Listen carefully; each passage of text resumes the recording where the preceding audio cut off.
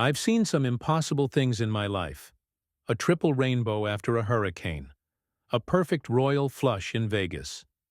My ex-wife's attorney being momentarily speechless when the judge ruled in my favor during our divorce. But nothing, and I mean nothing, prepared me for what I found when I returned home after 6 months overseas. 23 gravestones neatly arranged across my front yard. My name is Michael Lawson, former Army Ranger, current security consultant for high-risk corporate operations, and, apparently, the unwitting owner of Whispering Pines' newest cemetery. Let me back up. When I took the contract in Dubai, I knew I'd be gone for at least 6 months. No problem. I'd purchased the 3-acre property at the edge of the Whispering Pines development specifically for its privacy and low maintenance. The house sat back from the road, surrounded by mature oaks and a natural meadow I'd left, largely untouched. No fussy gardens to die, no pool to turn green. I'd arranged for a service to check the place monthly, paid my HOA fees a year in advance, despite my philosophical objections to their existence, and set up automatic payments for utilities. Everything was covered, or so I thought. I returned on a Tuesday evening in late October. The cab dropped me at the end of my long driveway, and I decided to walk the rest of the way, enjoying the crisp fall air after months in the desert heat. As I crested the slight hill that obscured the house from the road, I stopped dead. In the fading twilight, I could make out rectangular shapes dotting my front yard. At first I thought someone had dumped construction materials, maybe concrete blocks. It wasn't until I got closer that the truth hit me like a physical blow. Gravestones, nearly 24 of them, arranged in tidy rows. This had to be a prank, a bizarre, elaborate Halloween decoration installed by a neighbor with boundary issues and too much time on their hands. But as I approached the nearest stone and ran my fingers over the deeply engraved name, Eleanor Simmons, 1942-2023, beloved mother, I realized with growing horror that these weren't plastic props from a party store. They were genuine granite markers, solidly installed, with fresh dirt packed around their bases. Someone had turned my yard into an actual cemetery while I was gone. I dropped my duffel bag and pulled out my phone, dialing the property management company that was supposed to be checking on my house. Sierra Property Management, this is Michael Lawson. Why the hell is there a cemetery on my front lawn? The confused silence on the other end told me everything I needed to know. They had no idea what I was talking about. After a rapid-fire conversation that left the manager promising to look into it immediately, I hung up and stood there, surrounded by the markers of the dead, trying to process the impossible. That's when I noticed the sign at the edge of the newly established cemetery, Whispering Pines Memorial Garden, a community service of the Whispering Pines Homeowners Association. Of course, the HOA. The same people who had sent me violation notices about my mailbox being 2 inches too far from the curb and cited me for having oak leaves on my lawn outside of designated fall cleanup periods. But this was beyond anything I could have imagined, even from them. I was still standing there stunned when headlights swept up my driveway. A sleek white Mercedes SUV pulled to a stop, and a woman emerged, perfectly coiffed blonde hair, tailored pantsuit, expression of practiced concern that didn't reach her eyes. "Mr. Lawson, you're back earlier than expected." Her voice carried the false brightness of someone delivering bad news while checking a box on a form. "I'm Victoria Blackwood, president of the Whispering Pines HOA. I see you've discovered our community improvement project." "You put a cemetery on my property without permission," I said flatly, not bothering with pleasantries. She waved a manicured hand dismissively. "Not a cemetery, a memorial garden. And we did try to contact you multiple times. I was overseas on contract. You knew that. I left contact information with the HOA office." "Yes, well, After our third attempt at communication with no response, the board exercised its right to proceed under Article 8, Section 14 of the Covenant. I stared at her blankly. "What are you talking about?" Victoria's smile tightened. "The Covenant clearly states that after reasonable attempts at owner notification, the association may utilize vacant or undeveloped portions of properties for community benefit projects, if deemed necessary by a unanimous board vote. This isn't vacant or undeveloped. This is my front yard. Your property exceeds the standard lot size by over 2 acres, most of which you've left in an unimproved state. The board classified it as qualifying unused land." I ran a hand through my hair, trying to maintain my composure. 6 months in hostile territory had taught me to control my reactions, but this was testing my limits. You can't just decide to bury people on someone else's property. Victoria's expression shifted, a flash of something calculated and cold before returning to professional concern. "There are no actual burials, Mr. Lawson, just memorial stones. The remains are interred at Hillside Cemetery. This is a commemorative space for community members to remember their loved ones close to home." "That doesn't make it better. You had no right." "We had every right," she cut in, voice hardening. "And the project has already been completed at significant expense. The community has embraced it wholeheartedly. Several memorial services have already been held." She checked her watch. "In fact, there's one scheduled for tomorrow morning for Mrs. Peterson's husband." The surreal nature of the conversation made me wonder briefly if I was still on the plane, having some bizarre jet-lag dream. "I want them removed. All of them. Immediately." Victoria's smile vanished completely. "That won't be possible. The association has entered into contracts with the families. There would be significant legal and financial repercussions, not to mention the emotional distress to grieving relatives." "That's not my problem. This is my property." "Actually, Mr. Lawson, it's more complicated than that." She reached into her purse and pulled out a folded document. "This is a copy of the board resolution establishing the memorial garden, along with the legal opinion supporting our right to do so. I suggest you review it before taking any rash actions." She handed me the paper and turned to leave, then paused. "Oh, and there's a dedication ceremony this Sunday at 2 p.m. As the property owner, your attendance would be appreciated, but is not required. The catering has already been arranged." Before I could respond, she was back in her Mercedes, backing smoothly down my driveway, leaving me standing in the growing darkness surrounded by monuments to people I'd never met. I looked down at the document in my hand, then back at the gravestones gleaming pale in the moonlight. This was war. My first call was to an attorney, specifically Richard Chen, who had handled my divorce with ruthless efficiency. If anyone could help me navigate this nightmare, it was Rich. "They did what?" His normally unflappable professional tone gave way to genuine shock when I explained the situation. "Turned my front yard into a memorial garden while I was out of the country," I repeated. "No bodies, just gravestones. About 24 of them. Without your permission. Without so much as a text message. They claim they tried to contact me, but I've checked my messages, emails, everything. Nothing." Rich was silent for a moment, thinking. "This is unusual. HOAs have broad powers, but this stretches the definition of reasonable community governance to the breaking point. Can I just remove them?" "I wouldn't recommend that as your first move. If they've actually entered into agreements with families, you could be opening yourself up to emotional distress claims. Let me review this resolution they gave you and the full HOA covenant." After promising to come by first thing in the morning, Rich hung up, leaving me alone in a house that no longer felt like mine, with a yard full of memorials to strangers. Unable to sleep, I grabbed a flashlight and walked the property, taking inventory of what else might have changed in my absence.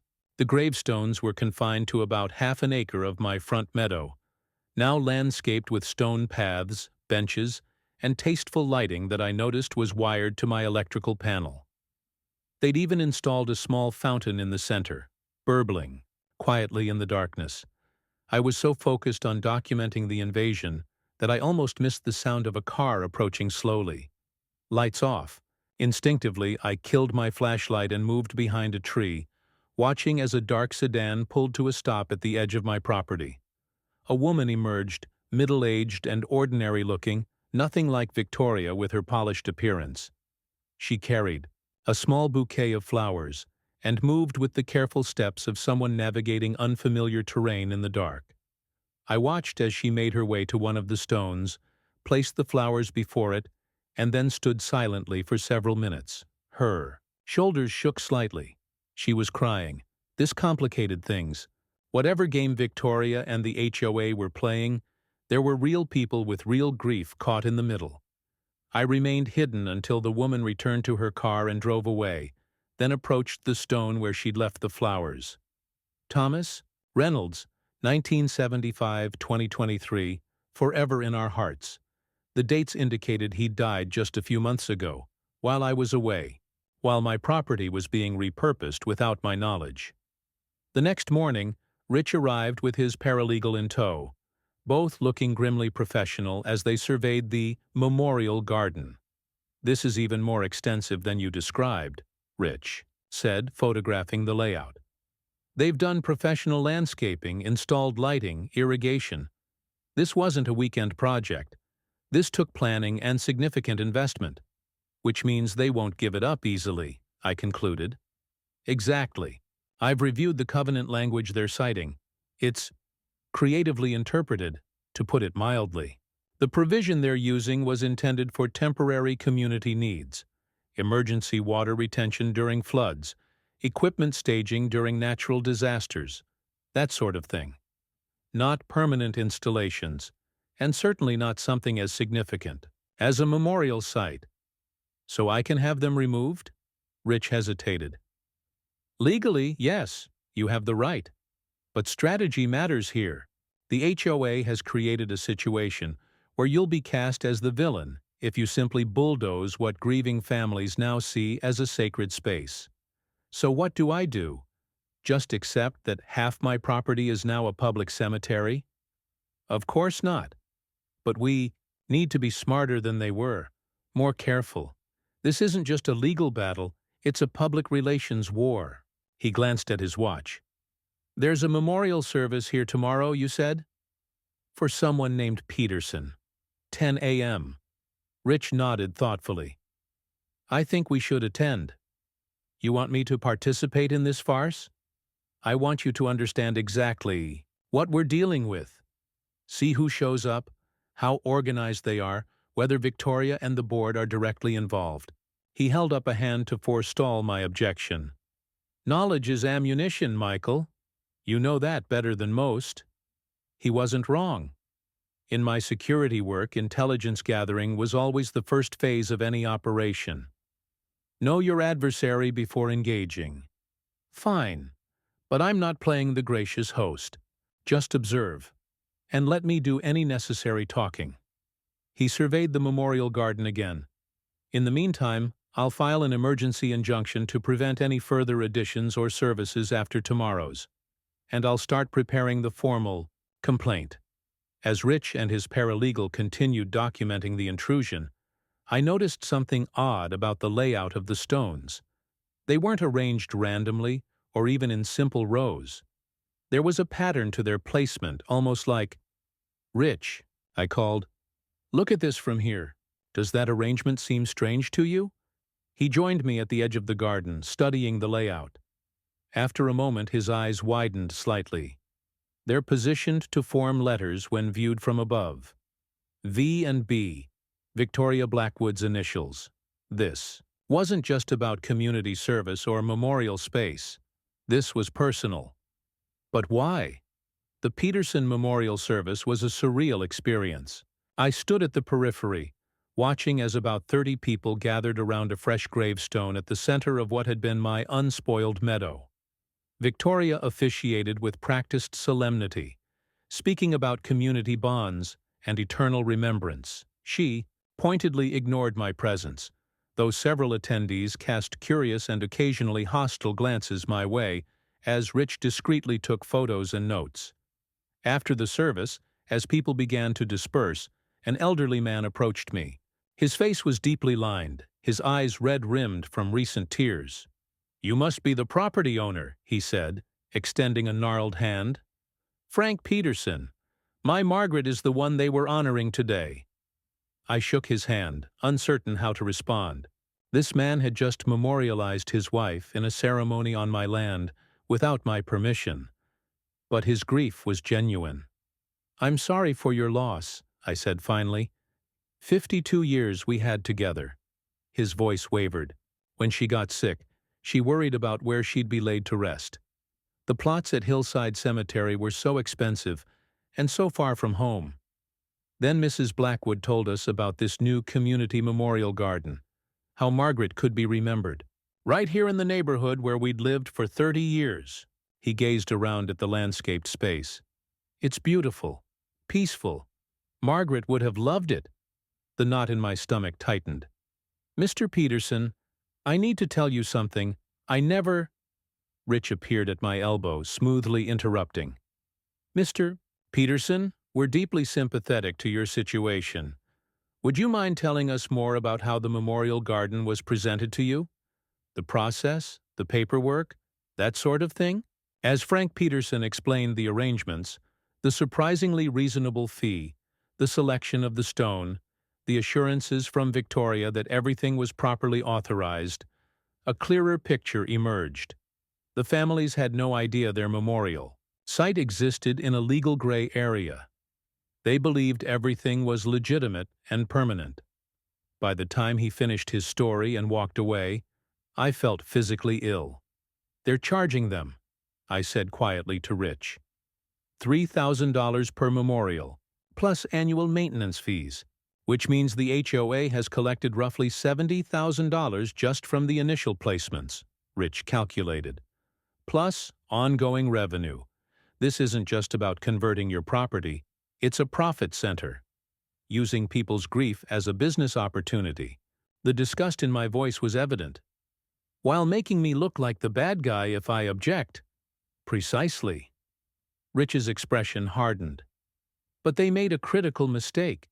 They created contracts under false pretenses, took money for services they had no right to provide, and did it on property they don't own. That's fraud, not just a covenant violation."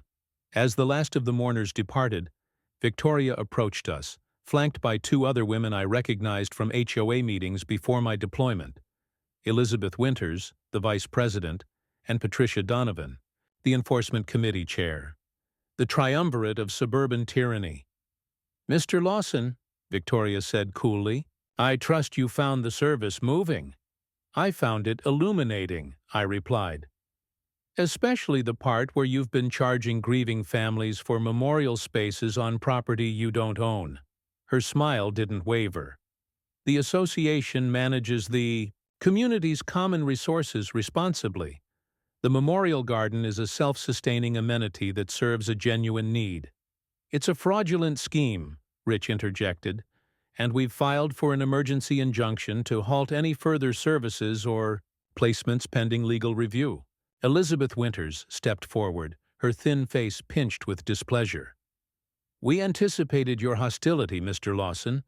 That's why we've taken the precaution of informing the families about your potential interference.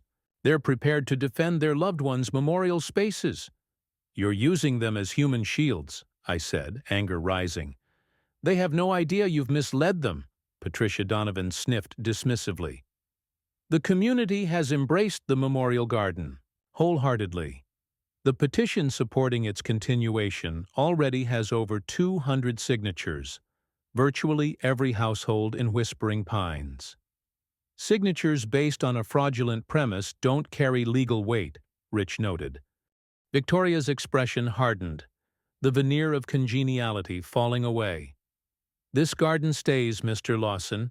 You can fight it and become a pariah in your own community, or you can accept the new reality. The choice is yours." As they walked away, I turned to Rich. Why are they so fixated on my property specifically? There's a 3-acre community green near the clubhouse that would have worked just as well. Rich's eyes narrowed thoughtfully. That's the question, isn't it? This feels targeted, not opportunistic. I watched Victoria's retreating figure, the sense of a personal vendetta growing stronger. I need to find out why. The answer came from an unexpected source. While Rich pursued the legal angle, I began my own investigation, starting with the property management company that was supposed to be checking my house monthly. Sierra Property Management insisted they had performed the checks as contracted. Their representative, a nervous young man named Tyler, showed me the reports, photographs of my house from the road, dated once each month during my absence. We don't typically check the entire property, just confirm the house is secure and there's no visible damage, he explained. The memorial garden isn't visible from the road, so you didn't notice 23 gravestones being installed, I finished dryly. Tyler shifted uncomfortably. There was construction activity at one point. We assumed it was HOA landscaping. In the common areas. They do that sometimes. This isn't a common area, it's my private property. We were told differently. He hesitated, then lowered his voice. Look, Mrs. Blackwood is on our client list too. Several properties. She told our manager that your lot had been partially reclassified for community use due to some covenant violation before you left. We had no reason to question it. What violation? I don't know the details. Just that there was some issue with your property that gave the HOA special rights to it while you were away. This was news to me. I'd paid all my dues, kept my property maintained according to requirements, even overpaid before leaving to ensure no issues would arise during my absence. Further digging led me to the county records office, where I requested all documents related to my property filed in the past year. The clerk returned with a surprisingly thick folder. "Looks like you've been busy," she commented. Inside I found a series of increasingly disturbing filings. A notice of violation for unauthorized land use, a claim of adverse possession based on abandoned property, and finally, a special assessment lien against my property for nearly $50,000 for remediation and community improvement costs, all filed while I was overseas, all bearing signatures I'd never seen, much less authorized. The final document made my blood run cold. A petition for conservatorship of my property, claiming abandonment and mental incompetence. The basis? A sworn statement that I had left the country with no intention to return, leaving my affairs in disarray. They hadn't just taken over my yard, they were trying to legally steal my entire property. I immediately called Rich, who was as shocked as I was by the escalation. "This goes well beyond HOA overreach," he said, after I'd forwarded him the documents. "They've been systematically laying groundwork to take control of your property entirely. The memorial garden isn't the endgame. It's just phase 1. But why? What's so special about my property that they'd go to these lengths? I think we need to find out what changed while you were gone. Something made your land particularly valuable to them." The answer came 2 days later, buried in the town council's development agenda. A proposal for a new access road connecting Whispering Pines to the adjacent highway, substantially shortening residents' commute times. The proposed route ran directly through what was now the Memorial Garden. They knew about the road plan, I said to Rich as we reviewed the documents in my kitchen. But they also knew the county would never approve demolishing a cemetery, even a private memorial garden, for a convenience route. "So they created one on your property to block the road," Rich concluded.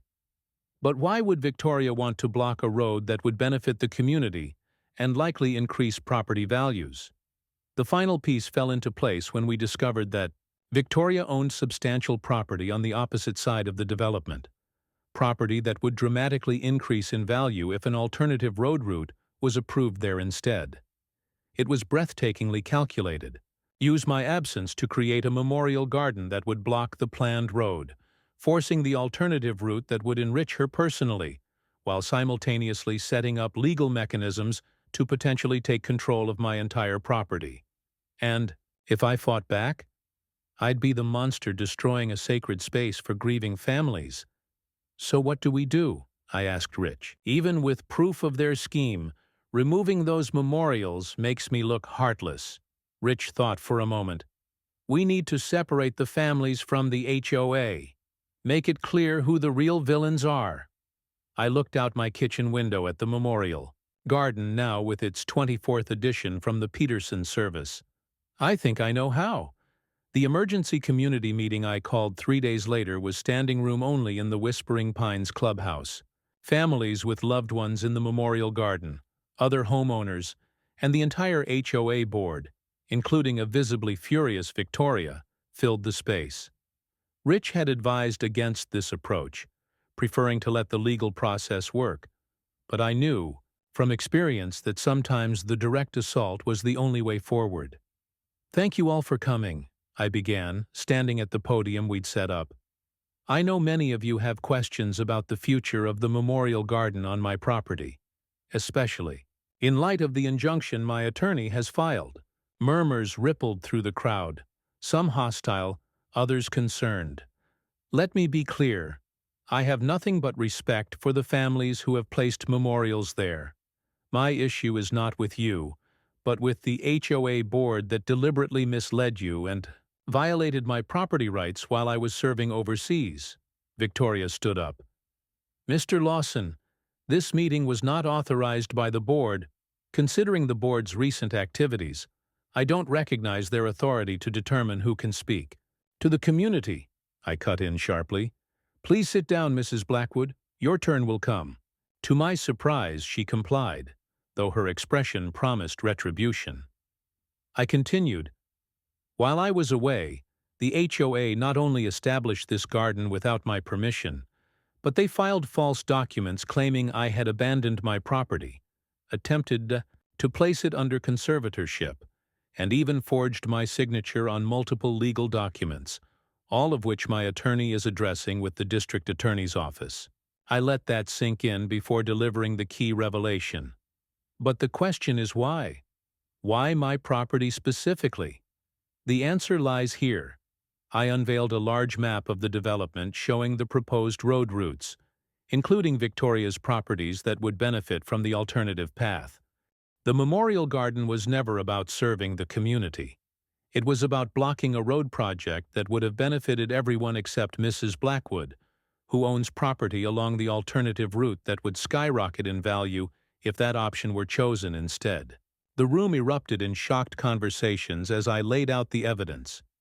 The timing of the garden's creation just after the initial road proposal, the forged documents, the conservatorship attempt, and the financial scheme that had collected tens of thousands from grieving families for spaces the HOA had no right to sell.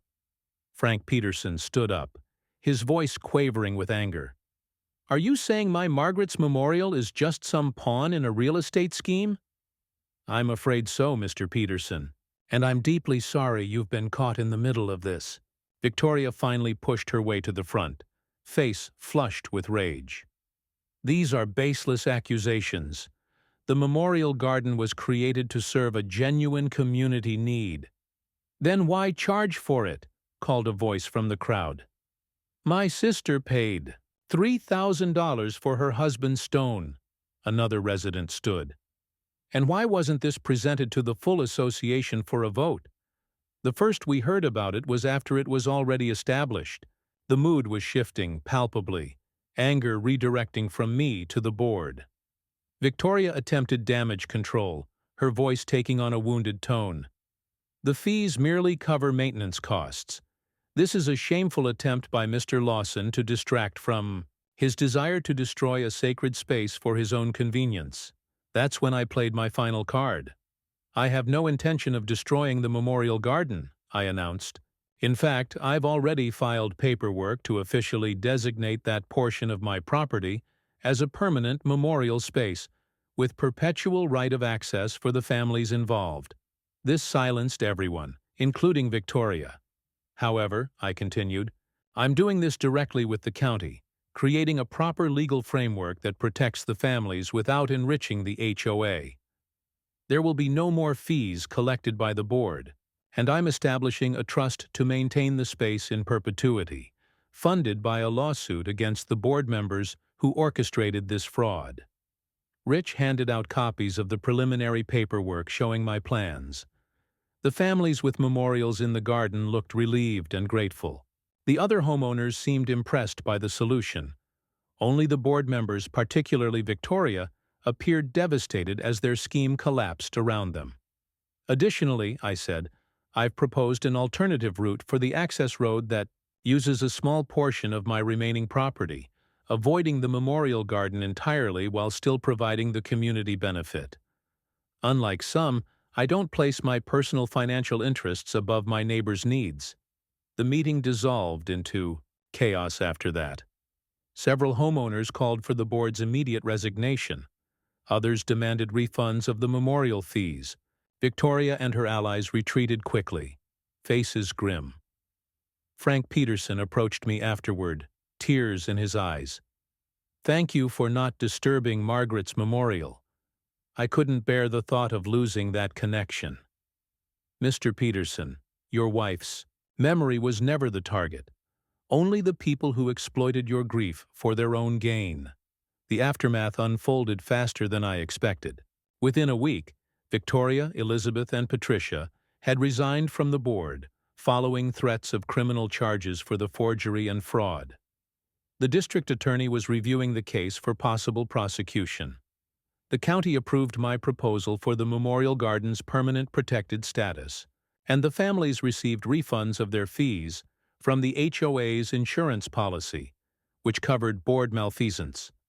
Construction on the new access road began the following spring, using the compromise route that preserved both the memorial garden and the community benefit, while Victoria's properties on the other side of the development remained unimproved and unsold.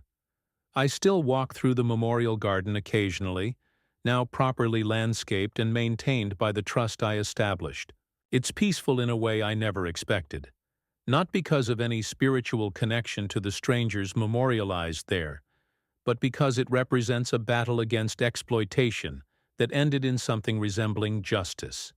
The new HOA board is more transparent, more democratic, and significantly less interested in micromanaging residents' lives. They've even modified the covenant to prevent similar abuses in the future. As for Victoria Blackwood, she sold her house in Whispering Pines and moved away shortly after the scandal broke. I heard she tried to join another HOA board in her new community, but was rejected when her history came to light. Some people never learn, but I did. I learned that leaving your property unattended for 6 months in HOA territory is asking for trouble. I learned that even the most bizarre violation of property rights can be presented as a community benefit by those skilled in manipulation. And I learned that sometimes the best revenge isn't removing the gravestones. It's embracing them while exposing the true villains who placed them there. These days, when people ask about the unusual memorial garden on my property, I tell them, it's a reminder. Watch your land, know your rights, and never underestimate the creative malice of a homeowners association with an agenda. Because you never know when your front yard might become their next project, 6 feet under the property line.